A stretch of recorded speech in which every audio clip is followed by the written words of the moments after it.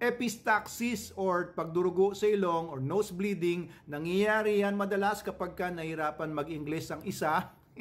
Pero ito ang problema naman ngayon ng Shih Tzu ni Ma'am Azil Reyes Zero. Ano kaya daw ang reason? No, marami kasing iba-ibang pwedeng reasons yan or causes yan. Miss Azil Reyes Zero, kailangan nyo pong dalhin sa vet ninyo for a thorough examination.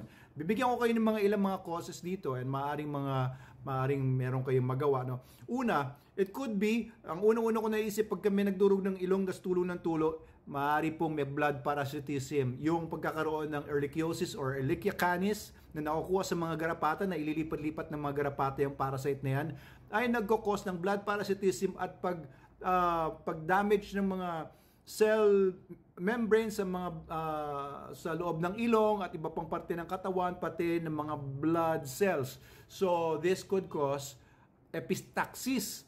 Okay, pwede rin mga ibang mga bacterial and fungal infections pa.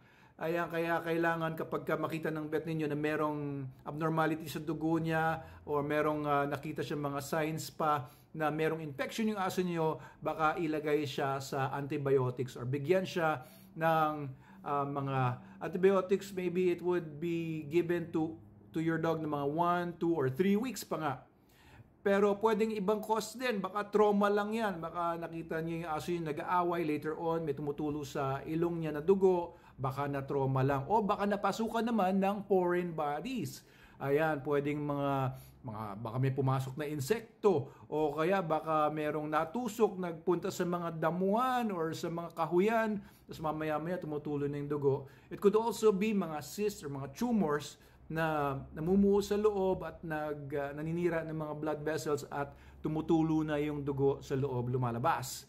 So, kagaya ng mga Shih Tzu, no, mga bullies, mga pugs at iba pa, Boston Terriers, etc. Maikli yung mga ilong nila kaya nahihirapan sila huminga, mas may problema kasi sila sa respiratory system nila. Yung mga dogs na maikli ang mga nguso, ngayon mga Rottweilers ang ikli na ng mga nguso. Pero kung mga nakikita mga iba pang mga dogs, pinaikli mga nguso, alam nyo ang dahilan pala niyan ay mas nakukyutan ang mga tao dahil mas mukha silang baby. Mas mukhang human baby yung aso, mas nakukyutan ng mga tao, mas nabibili yung mga ganong mga klaseng aso. At it's good for business ng mga dog breeders. Ngayon, ang problema nga, sobrang ikli ng ilong nila. Mutants kasi sila, abnormality po yan. Hindi po natural, mahaba kasi usually talaga yung nguso ng mga natural dogs kasi galing silang lahat sa wolf. At tingnan nyo naman yung wolf, coyote, fox, mahaba yung mga nguso niyan. So pagka maikli yung nguso, mas mahirapan pa sila pag nagdurugo dito, maaaring magbarayan o ma-choke yung aso ninyo, hindi makahinga dahil sa pumapasok na dugo, baka nahihinga niya. So bring your dog to a vet immediately kapag nagdurugo, lalo na kung profuse bleeding, ibig sabihin tulo na ng tulo. So iba lalagyan ng ice dahil iniisip nila dahil sa nainitan masyado, summer na nga naman, at tawag nila dyan ay balinguy-nguy, tama ba? So, nangyayari yan sa tao, pero maaari din, pwede rin cause yan sa mga dogs, but hindi ko nakikitang common yan. Usually talaga yung ehrlichiosis.